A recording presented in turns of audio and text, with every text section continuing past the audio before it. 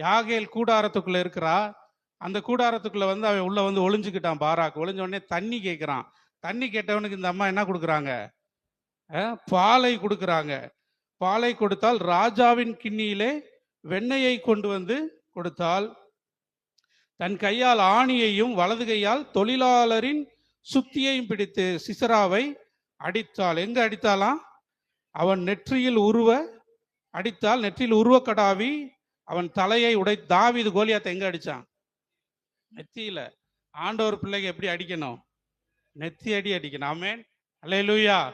சரி, இன்னைக்கு நீங்க அநேக யாகேல்களை தேவன் எழுப்ப போகிறார். ஆமென், அல்லேலூயா. சரி, அந்த அம்மா எப்படி இருந்துக்கு பாருங்க. கூடாரத்துக்குள்ள இருந்தாலும் ஆயத்தமா இருந்திருக்கு. அவன் தண்ணி கேட்கும் போது இருங்க தண்ணி இல்லை பக்கத்து வீட்டில் எடுத்துட்டு வரேன்னு சொல்லலை. அந்த அம்மாட்ட பால் இருந்துச்சு, சுத்தி இருந்துச்சு, அப்புறம் என்ன இருந்துச்சு? கூடார ஆணி இருந்துச்சு. அப்படிதானே? கூடாரத்துக்குள்ள இருந்தாலும் நம்ம எப்படி இருக்கணும்? ஆயத்தமா விழித்திருக்கிறவர்களா இருக்கணும். புத்தியுள்ள கன்னிகைகள் எப்படி இருந்தாங்க? ஆயத்தமா இருந்தாங்க, எண்ணெயை வச்சிருந்தாங்க. அது போல ஆயத்தமா இருந்தீங்க அப்படின்னு சொன்னா பெரிய பெரிய மேன்மைகள் எப்படி வந்து சேரும்? உங்களை தேடி வந்து சேரும். ஆமென்.